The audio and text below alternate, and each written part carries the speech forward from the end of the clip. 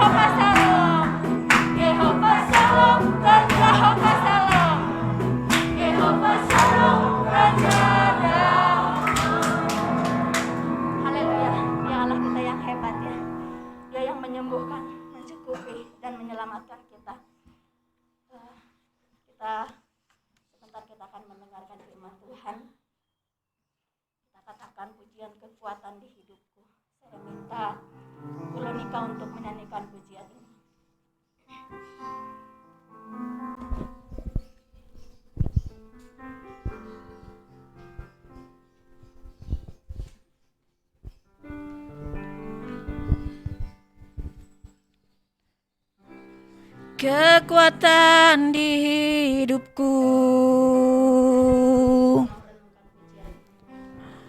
ku dapat di dalam-Mu. Kau teguhkan hatiku, tiada yang mustahil bagimu. Sebab aku percaya, bukan karena melihat, namun karena firman-Mu yang selalu digenapi di ku percaya, bukan karena melihat, namun karena firman-Mu tiada pernah berubah.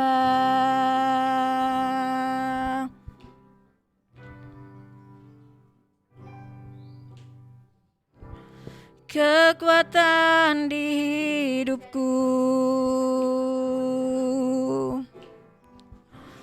ku dapat di dalam-Mu.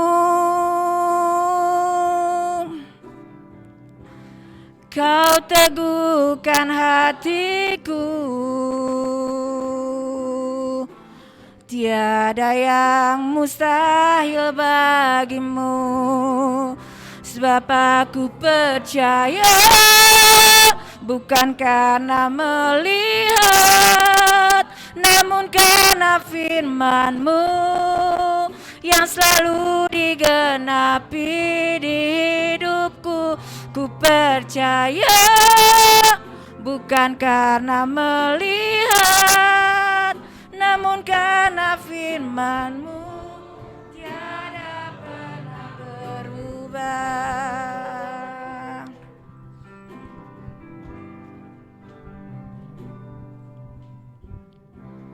Kekuatan di hidupku, ku dapat di dalam-Mu. Kau teguhkan hatiku, tiada yang mustahil bagimu.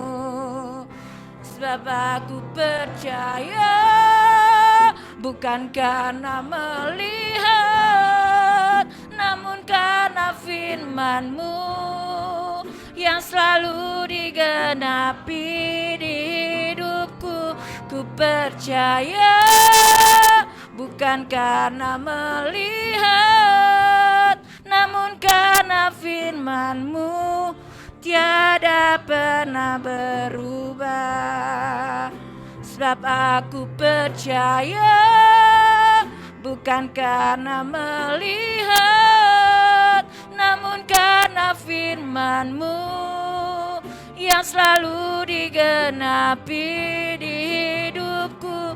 Ku percaya, bukan karena melihat, namun karena firman-Mu tiada pernah berubah. Sebab aku percaya,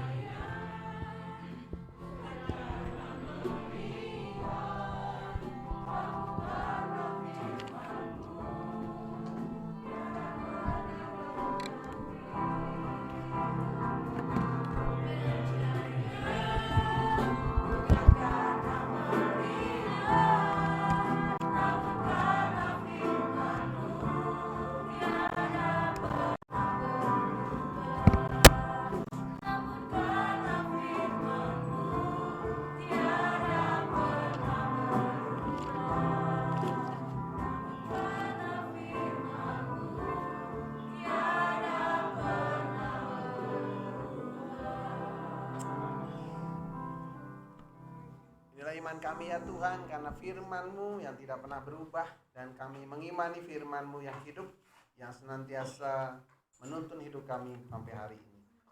Saatnya Tuhan kami akan mendengarkan firman Tuhan.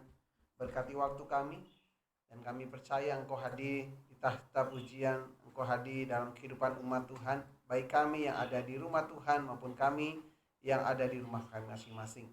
Memimpin kami dengan Roh-Mu yang kudus, menguasai hati dan pikiran kami, sehingga Tuhan sendiri saja yang berbicara bagi setiap kami, dan kami siap untuk mendengarkan firman di dalam nama Tuhan Yesus. Haleluya.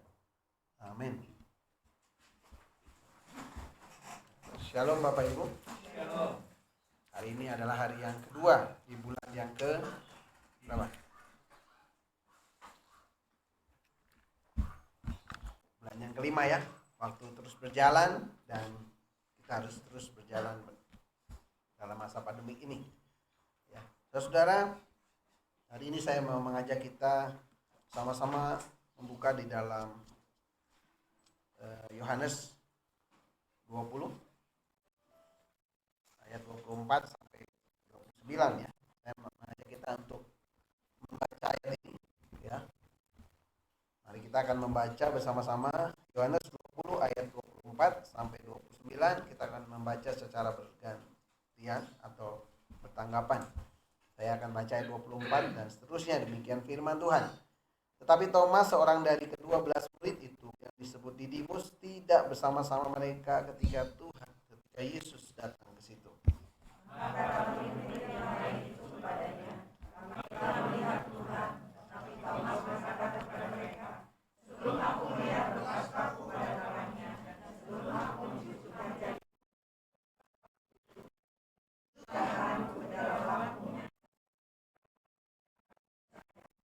Beberapa hari kemudian Yesus berada itu dan mereka terkunci. Yesus datang dan ia berdiri di tengah-tengah mereka dan berkata, "Damai sejahtera bagi kamu." Kemudian dia berkata kepada Thomas, "Taruhlah jarimu di sini dan lihatlah tanganku, letaklah tanganmu dan tunjukkan ke dalam tanganmu, dan jangan engkau tidak percaya lagi, melainkan percayalah." Thomas menjawab dia, "Ya Tuhanku dan Allahku." Kata Yesus kepadanya, "Karena engkau telah melihat aku, maka engkau percaya. Berbahagialah mereka yang tidak melihat namun percaya." Berbahagialah mereka yang tidak melihat namun percaya. Saudara, melihat hal-hal yang spektakuler seringkali membuat orang itu terkagum dan akhirnya mudah percaya karena dia melihat hal yang spektakuler. Tapi ketika berbeda dengan hal-hal yang biasa, untuk percaya kepada berita yang benar saat ini tidak mudah karena perlu saksi hidup, karena akan disebut hoax ya, saudara. Pada saat pertama kali virus corona ya, COVID-19 ditemukan di Wuhan, dan saat ini juga ada di beberapa negara yang terkena, saudara, sebagian besar tidak percaya virus itu mematikan. Sampai akhirnya orang itu terkena virus dan dia baru sadar, oh virus ini ada. Saudara, virus secara ukuran itu sangat-sangat kecil. Ya, kalau saya membaca itu diameternya itu kata seorang peneliti 0,125 mikrometer. Ya. Jadi tidak bisa dilihat secara kasat mata. Ya. Bakteri pun itu lebih besar daripada virus pun tidak kelihatan. Saudara, dalam Alkitab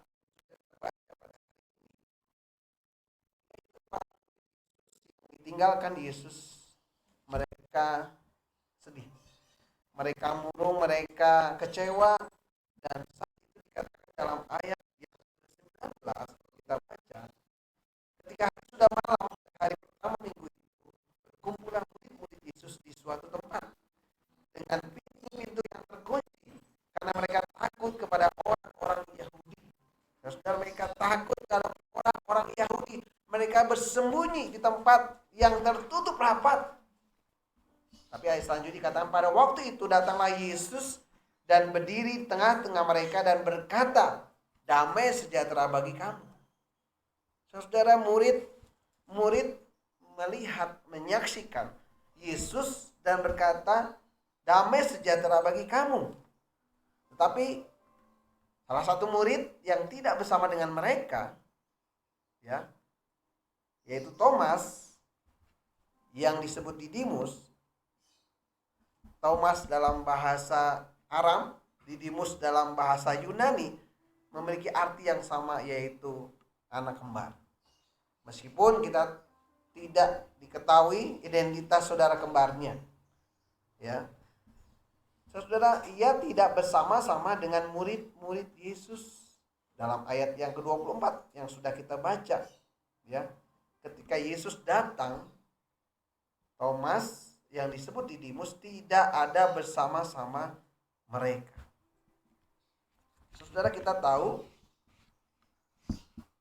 Thomas yang tidak bersama dengan murid Yesus, yang tidak melihat Yesus secara langsung, pada saat itu tidak percaya. Sehingga dalam ayat yang ke-25, ketika murid-murid yang lain berkata, "Kami telah melihat Tuhan." Ya.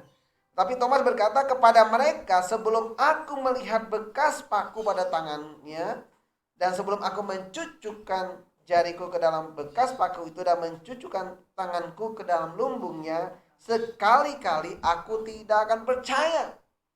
Sekali-kali aku tidak akan percaya. Sudah menarik ya. Sekali-kali aku tidak percaya, menggambarkan keraguan Thomas akan kebangkitan Kristus. Padahal Yesus ya sudah menampakkan diri kepada murid-murid yang lain. Thomas masih sedih, Thomas masih kecewa, mungkin dia tidak ada di ruangan itu. Karena dia, ya buat apa kumpul bersama dengan yang lain. Atau ada kemudian yang lain, Thomas berani mati ketika kita tahu cerita Yesus memberikan makan 5.000 orang. Di situ ada Thomas, ada juga murid yang lain, siapa yang namanya, yang mengatakan, akhirnya ya, aku siap mati untuk Tuhan, bersama-sama dengan Tuhan. Thomas yang berkata demikian. Ya, Filipus ya, yang tadi saya katakan. Saudara, mereka sedih, dan Thomas pada waktu itu merasa ini tidak sesuai dengan orang-orang Israel yang merindukan Yesus menjadi seorang raja, menjadi seorang pemimpin yang memulihkan kerajaan Israel pada waktu itu yang dijajah oleh bangsa Romawi. Saudara, kita bisa bayangkan sejenak terjadi di ruangan itu, terjadi perbantahan. Thomas mengatakan, mana mungkin Yesus bangkit? Kamu ini halusinasi ya. Kamu ini hanya berhayal. Jelas-jelas Yesus mati di kayu salib, jelas-jelas kita melihat, menyaksikan dia masuk ke dalam kubur. Saudara, dengan keras ya membantah, sekalipun Petrus ya mengatakan, kami telah melihat Tuhan. Maria dan murid yang lain juga, saya telah melihat Tuhan. Thomas, saudara, membantah. Dan dia bahkan berkata, sebelum aku melihat paku pada tangannya, dan sebelum aku mencucukkan jariku ke dalam bekas paku dan mencucukkan tanganku ke dalam lambungnya, sekali-kali aku tidak akan percaya. Saudara, sebuah kalimat yang menyatakan keraguan, menyatakan ketidakpercayaannya bahwa Yesus bangkit. Saudara, kita akan melihat bahwa ada penghambat, ada penghalang untuk seorang tidak percaya. Thomas tidak percaya tentang kebangkitan Kristus karena yang pertama adalah Thomas tidak mempercayai perkataan-perkataan Tuhan Yesus.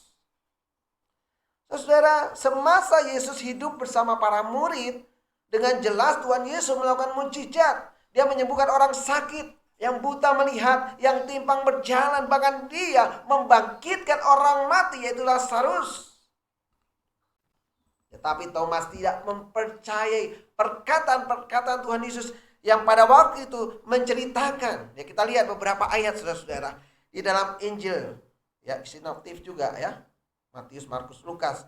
Dalam Markus 10, saya sudah siapkan ayat 32, demikian firman Tuhan. Yesus dan murid-muridnya sedang dalam perjalanan ke Yerusalem, dan Yesus berjalan di depan. Murid-murid mereka cemas dan juga orang-orang yang mengikuti dia dari belakang merasa takut. Sekali lagi Yesus memanggil ke-12 muridnya dan ia mulai mengatakan kepada mereka apa yang akan terjadi atas dirinya. Katanya, sekarang kita pergi ke Yerusalem dan anak manusia akan diserahkan kepada imam-imam kepala dan ahli-ahli Taurat, dan mereka akan menjatuhi dia hukuman mati. Dan mereka akan menyerahkan dia kepada bangsa-bangsa yang tidak mengenal Allah. Dan ia akan diolok-olokkan, diludahi, disesah, dan dibunuh. Dan sesudah 3 hari ia akan bangkit. Yesus pernah berkata, dirinya akan disesah, diludah, dibunuh, dan mati. Tetapi hari yang ketiga akan bangkit. Dalam ayat yang lain kita bisa lihat dalam Markus ke-14 ayat yang ke-26 dan seterusnya, dia berkata demikian. Sesudah mereka menyanyikan nyanyian pujian, pergilah mereka ke Bukit Zaitun.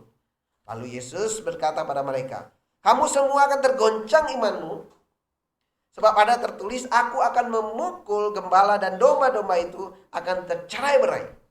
Akan tetapi, sesudah aku bangkit, aku akan mendahului kamu ke Galilea. Sesudah aku bangkit, Yesus sudah mengatakan bahwa anak manusia, yaitu Yesus Kristus, akan bangkit pada hari yang ketiga. Di dalam Injil yang lain juga kita bisa melihat dalam Yohanes yang kedua. Ayat 19 dan seterusnya berkata demikian. Jawab Yesus kepada mereka, rombak bait Allah ini.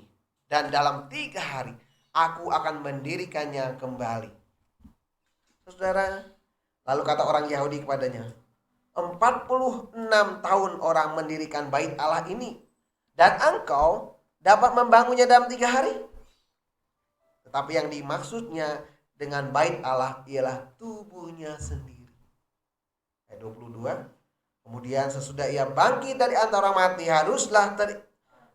barulah teringat oleh murid-muridnya bahwa hal itu telah dikatakannya, dan mereka pun percayalah akan kitab suci dan akan perkataan yang telah diucapkan Yesus.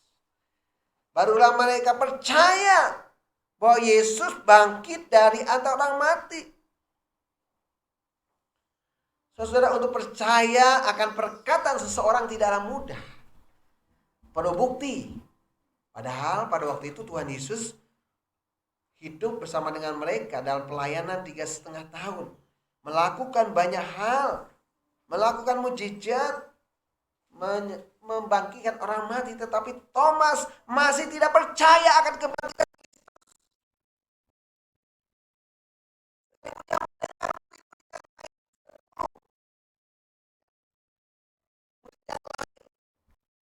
Yang melihat Tuhan secara langsung, tidak percaya. Padahal dalam persidangan, saudara, keterangan 2 saksi hidup itu sudah cukup memenuhi bukti minimum. Ya.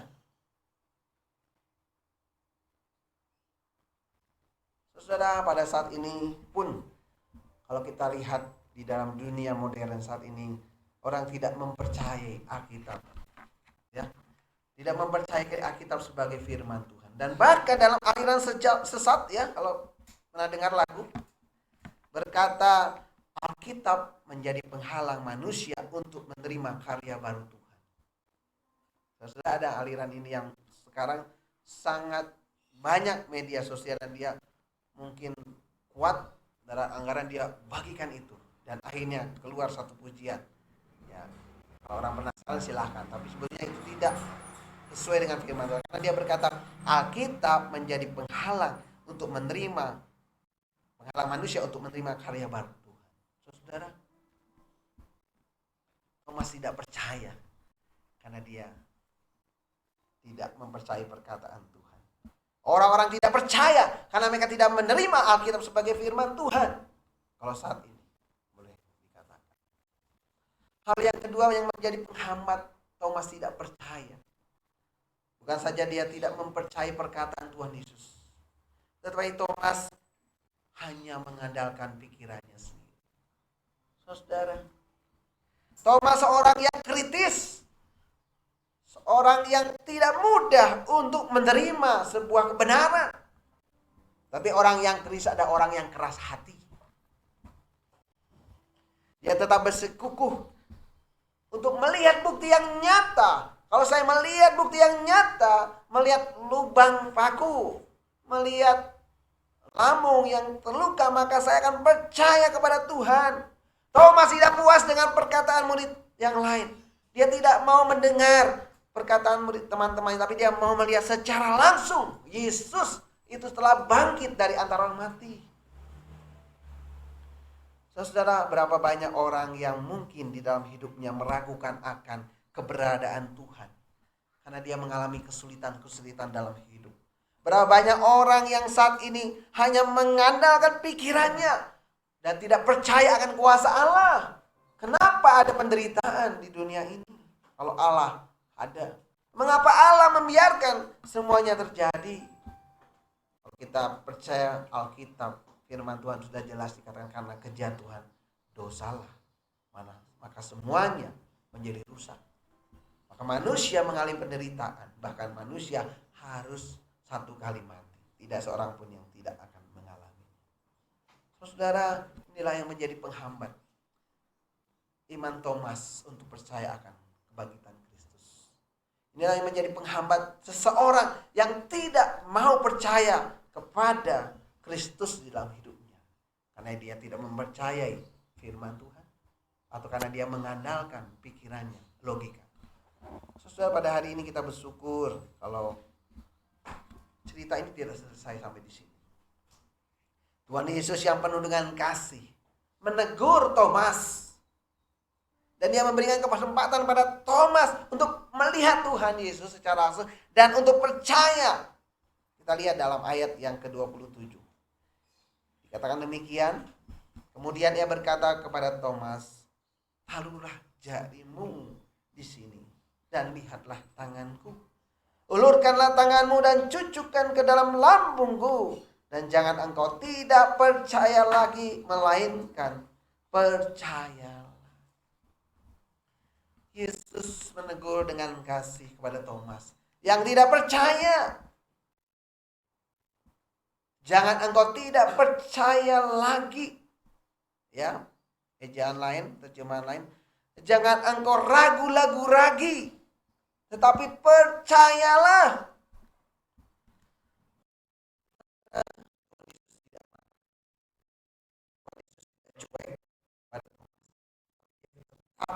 Mau berjumpa dengan Thomas. Tuhan Yesus tetap menerima Thomas. Dan Tuhan Yesus mencoba menampakkan diri secara langsung kepada Thomas pada waktu itu. Ya, 8 hari kemudian. Ketika dia tidak bersama dengan murid yang lain. Apa yang terjadi saudara ketika Thomas melihat keberadaan Yesus yang ada dalam kehidupannya secara langsung? Dia berkata dalam ayat yang ke-28, Thomas menjawab dia, "Ya Tuhanku dan Allahku." Sebuah pengakuan iman di dalam diri Thomas bahwa Yesus telah bangkit, Yesus telah hidup, Yesus adalah hidup. Maksudnya saudara, Yesus bangkit dan dia hidup. Saudara, penampakan Kristus pada para murid membuktikan akan kebangkitannya selama 40 hari, ya saudara, dan menyatakan kuasa Allah atas kematian. Saudara, kebangkitan Yesus Kristus adalah sebuah peristiwa sejarah dan nyata atau fakta beberapa ribu tahun yang lalu, dan ini adalah betul-betul terjadi. Banyak orang sudah menyaksikan, menjadi saksi hidup Yesus bangkit. Maria ketika ada di dalam kuburan, Petrus dan Yohanes, dan semua para muridnya, bahkan 500 orang lebih sebelum Yesus naik ke surga. Saudara,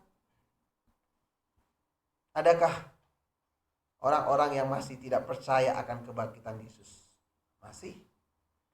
Dengan berbagai alasan orang tidak percaya Yesus bangkit. Karena Yesus itu adalah mati suri.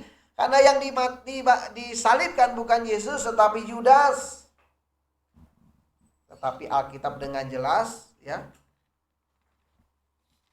saya mau baca saja ya, dengan jelas ya, itu dalam Roma, di dalam Korintus, ya, pernah dibaca kemungkinannya pada waktu itu oleh Pak Yosua ya, bahwa Yesus betul-betul telah bangkit.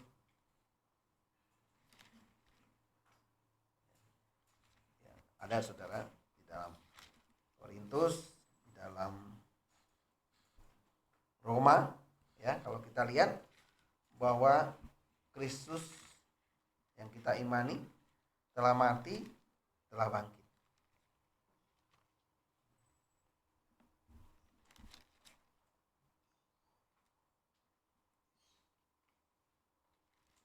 Saudara,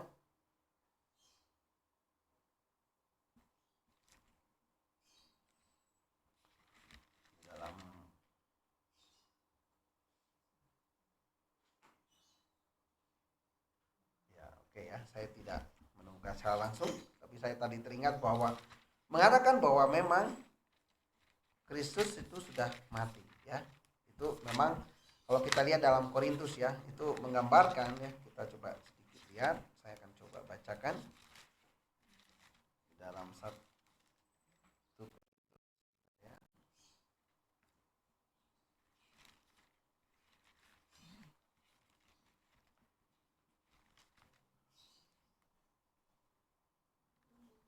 Ya, 15 ya. Itu mengatakan tentang kebangkitan Kristus ya. Oke ya.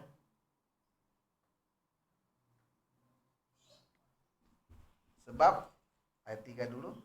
Yang sangat penting telah kusampaikan kepadamu, yaitu apa yang kuterima sendiri ialah bahwa Kristus telah mati karena dosa-dosa kita sesuai dengan kitab suci. Bahwa ia telah dikuburkan dan ia telah dibangkitkan pada hari yang ketiga sesuai dengan kitab suci. Saudara, itulah yang harus diimani. Kita percaya akan kebangkitan Kristus yang memberikan jaminan untuk masa depan kita, hidup yang kekal. Percaya pada Tuhan itu adalah anugerah terbesar dari Tuhan. Iman itu adalah anugerah Tuhan. Karena ada orang yang hebat dalam pengetahuannya, yang banyak sekali pengalaman hidupnya, yang memiliki kedudukan pangkat yang tinggi, tetapi tidak percaya akan keberadaan Allah. Mereka tidak mengenal pada Allah dan tidak mengalami Tuhan di dalam hidupnya. Dan ini adalah hal yang tragis, sebuah kerugian yang terbesar kalau ia tidak mengenal Allah di dalam kehidupan. Saudara, dalam masa pandemik saat ini yang kita tidak tahu sampai kapan. Kalau kita lihat di negara lain, yang berita terakhir ada 400 lebih dalam sehari orang terkena COVID. Kita masih bersyukur, sekiranya 4.000, 5.000, kita berharap terus turun.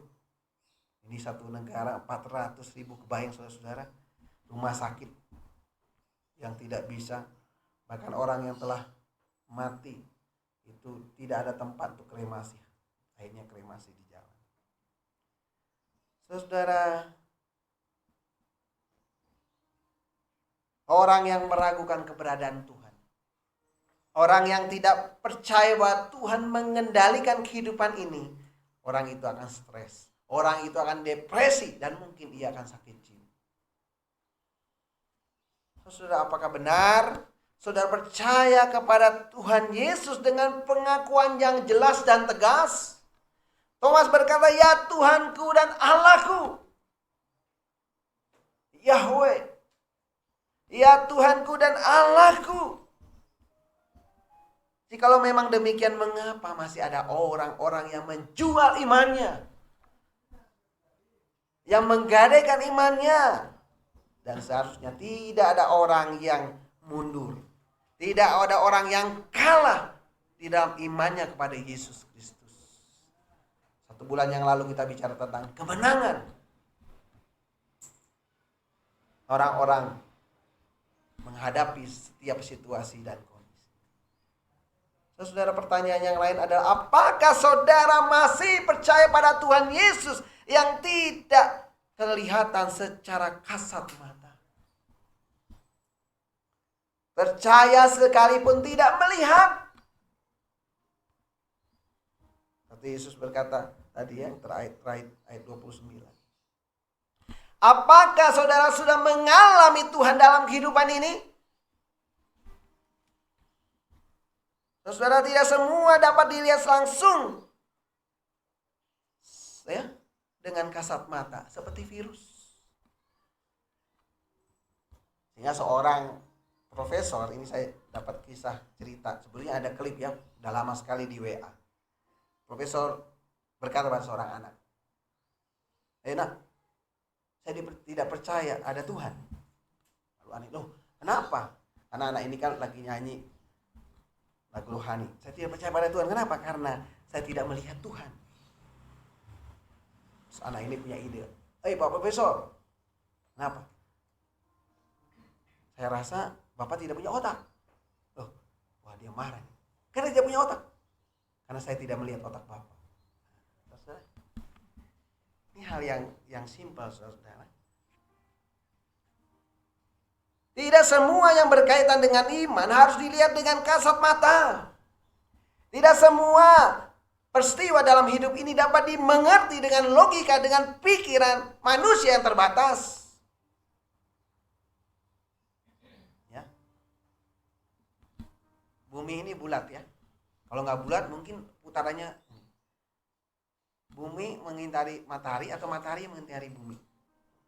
Ya betul yang mana? Matahari sebagai pusat ya. Yang lain mengitari. Itu yang mana? Jadi saya sempat berpikirnya kenapa putar, kenapa nggak jatuh ya? Ternyata ada gaya gravitasi. Dulu waktu saya berpikirnya bulat ya, ada globe. Wah ini manusia di sini. Kenapa dia nggak melayang-layang ya ke udara gitu ya? Ini pemahaman yang waktu itu masih bertanya. Saudara, ada hal yang kadang-kadang mungkin nggak masuk secara logika gitu ya. Ya kita nggak percaya matahari itu panas. Ada planet lain yang ada kehidupan, lalu saya pergi mendarat ke bulan, ya mendarat aja tapi nggak kembali lagi kan ke planet lain, Pluto atau apa, saudara. Bukan berarti percaya Tuhan ada sesuatu yang tidak masuk akal, karena orang yang percaya Tuhan juga tetap masuk akal. Kenapa? Karena Tuhan menciptakan segala sesuatu dalam kehidupan manusia, termasuk akal budi manusia diciptakan oleh Tuhan. Saudara, hal yang lain saya mau tekankan adalah hal penting dalam perjalanan iman seseorang. Yang pertama, saudara-saudara, pentingnya adalah perjumpaan iman pribadi dengan Tuhan. Pengakuan Thomas kepada Tuhan Yesus bukan ucapan belaka, bukan lip service, tetapi sebuah keyakinan akan keberadaan Tuhan yang telah bangkit. Perjumpaan kita dengan Tuhan akan mengubah segala hal dalam hidup ini. Cara pandang kita, makna hidup kita, masa depan kita, saudara-saudara. Kalau saudara sudah berjumpa dengan Tuhan secara pribadi, itu akan mengubah kehidupan kita. Cara pandang kita, kalau kita dulu hidup untuk diri kita sendiri. Kalau kita hidup mungkin cuek, tetapi kita percaya hidupmu adalah milik Tuhan dan kamu hidup untuk Tuhan. Kamu menjadi ciptaan baru dalam Kristus Yesus untuk melakukan pekerjaan yang baik. Hidup ini bermakna, memiliki arti. Kita punya masa depan di dalam Kristus. Karena begitu besar kasih Allah akan dunia ini sehingga Ia memberikan anak yang tunggal, supaya setiap orang yang percaya kepada Yang tidak binasa melainkan beroleh hidup yang kekal. Jadi menjadi pertanyaannya adalah kapan saudara-saudara mengenal Tuhan secara pribadi? Bukan karena saya Kristen karena keturunan, bukan karena saya punya KTP karena agamanya Kristen, tapi sudah mengenal Tuhan secara pribadi. Sebagaimana Nikodemus, seorang Farisi. Tapi dia bingung bagaimana saya masuk surga. Bagaimana menjadi ciptaan baru. Dilahirkan kembali. Saudara, titik awal kita sebagai orang percaya adalah ia mengenal secara pribadi Yesus sebagai Tuhan dan Saudara, pengalaman hidup bersama dengan Tuhan adalah mutlak untuk setiap kita orang yang percaya. Saudara sudah mengalami Tuhan dalam hidup saudara? Mengalami Tuhan bukan hal yang spektakuler saja, saudara. Mujizat yang terjadi, tapi hal-hal yang rutin yang kita dapatkan. Ketika bangun pagi, masih bisa menghirup udara yang segar, tidak perlu pakai ventilator. Kita masih memiliki organ tubuh yang baik. Tidak perlu ada barang cangkokan ada di dalam tubuh kita. Misalnya, mau ginjal, mau jantung. Tidak ada ring di dalam tubuh kita. Ya kalau toh Bapak Gembala ketahuan mungkin pada waktu itu ya. Maksudnya apa ya, sebelumnya pasti ada pasang ring. Ya, karena kalau jantung seharusnya ketahuan. Kasih ring atau ring apa gitu ya. Tapi saudara, pengalaman dengan Tuhan itu harus menjadi pengalaman secara pribadi. Tuhan yang kita percaya bukan Tuhan yang transender, Tuhan yang jauh, tetapi Tuhan yang imanen, Tuhan yang dekat dalam hidup kita. Pergumulan ini boleh terjadi dalam hidup ini. Kesusahan, kesulitan, kesenangan atau apapun, tapi kita percaya bahwa Tuhan tidak pernah meninggalkan kita. Tuhan Immanuel.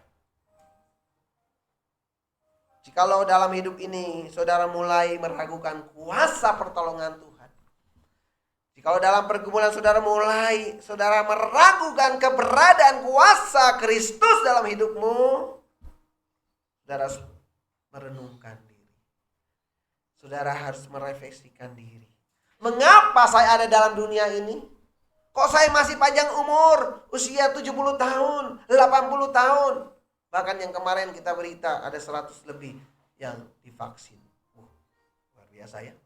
Sehingga ditemukan ya di Madura, di mana tuh di waktu itu Jakarta, Medan ya. Ketemu juga karena ketahuan. Oh, luar biasa. Saudara harus menemukan tujuan hidup. Tujuan Tuhan menciptakan saya hadir dalam dunia ini. Tentunya Allah mau semua ciptaannya untuk kemuliaan Tuhan. Itu yang pertama saudara. Yang penting ada perjumpaan pribadi dengan Tuhan. Perjumpaan iman. Yang kedua saudara, yang saya mau tekankan adalah dalam perjalanan iman seseorang, kita harus menikmati makna persekutuan.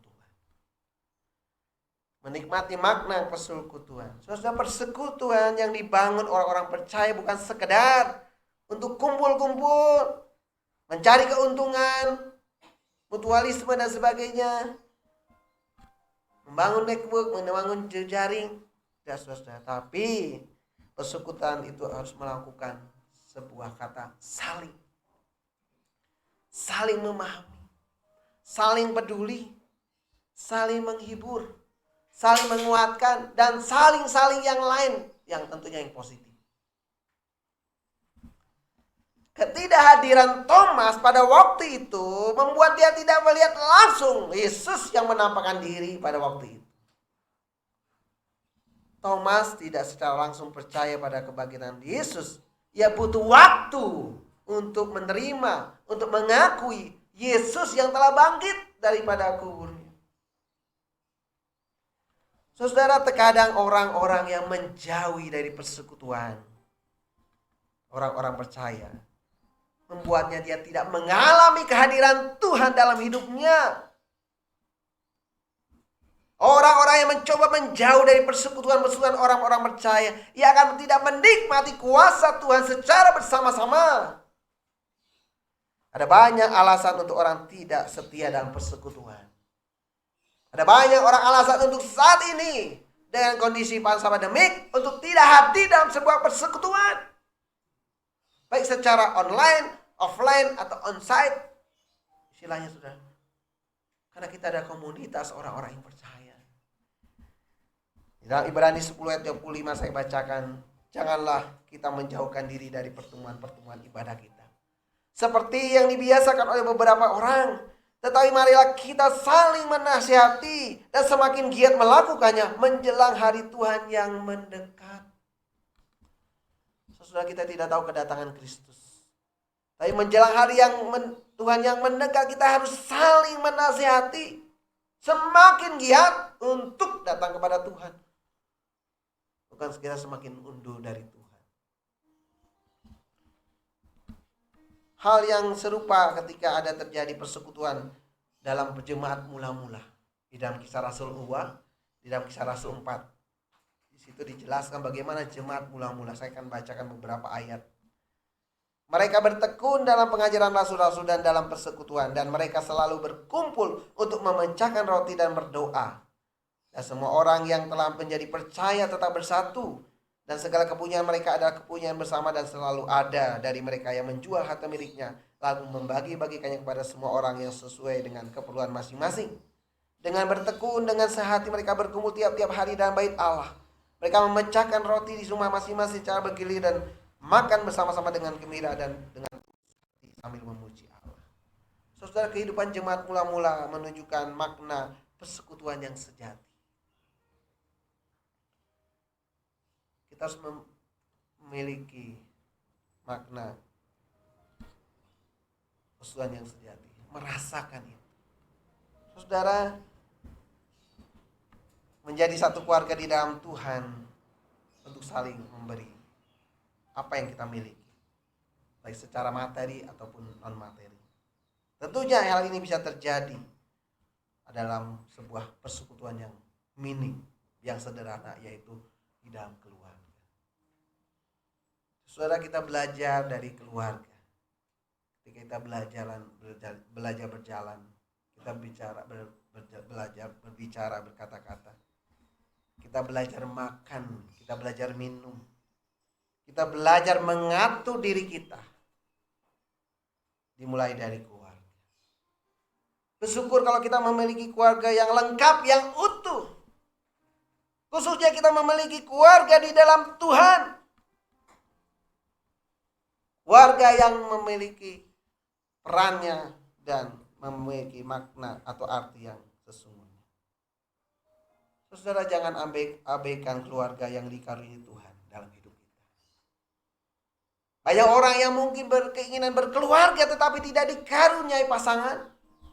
Ada banyak orang memiliki anak tetapi tidak dikaruniai seorang anak. Saudara, hagilah keluarga yang Tuhan berikan. Dan tidak semuanya orang menikmati yang namanya keluarga. Khususnya keluarga di dalam Tuhan. Keluarga yang saling membangun, keluarga yang saling meneguhkan, keluarga yang saling menguatkan satu dengan yang lain. Saudara, dalam minggu pertama dalam ibadah kita, dan setiap bulan kita adakan perjamuan kasih, perjamuan kudus maksudnya, Ekaristi, perjamuan kudus sebagai pengingat bahwa Kristus sudah mati di kayu salib. Dan kita percaya Yesus mati di kayu salib, bangkit pada hari yang ketiga, dan naik ke surga, menyediakan tempat bagi kita orang yang percaya. Tuhan Yesus berkata, berbahagialah engkau yang tidak melihat namun percaya. Inilah bukti iman sejati kita, sekalipun kita tidak melihat namun percaya. Rasul Paulus berkata di dalam 2 Korintus 5 ayat yang ke-7. Sebab hidup kami ini adalah hidup karena percaya, bukan karena melihat. Saudara yang kasih Tuhan, pengalaman Thomas yang meragukan kebangkitan Kristus, pengalaman Thomas yang tidak percaya Yesus yang hidup, menolong kita untuk semakin menghayati iman kita pada Kristus. Saudara harus menghayati dan mengalaminya iman dalam Kristus. Percayalah, Yesus telah bangkit. Dia hidup dan dia juga hadir dalam kehidupan orang percaya. Dalam Yohanes berkata, barang siapa percaya kepada Tuhan Yesus, ia akan hidup walaupun dia sudah mati. Setiap orang percaya pada Tuhan Yesus, saudara-saudara, kita memiliki keyakinan kita memiliki hidup yang kekal dan kita tidak mengalami kebinasaan. Amin. Satu pujian tadi yang sudah dinyanyikan sebelum firman kita nyanyikan kembali. Percaya karena firman-Nya dalam hidup kita.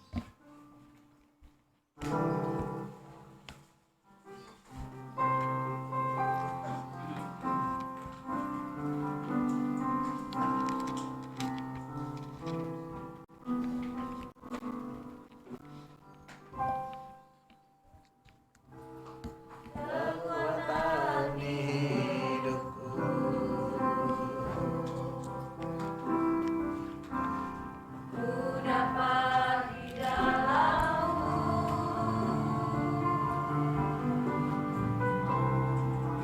teguhkan hatiku, tiada yang mustahil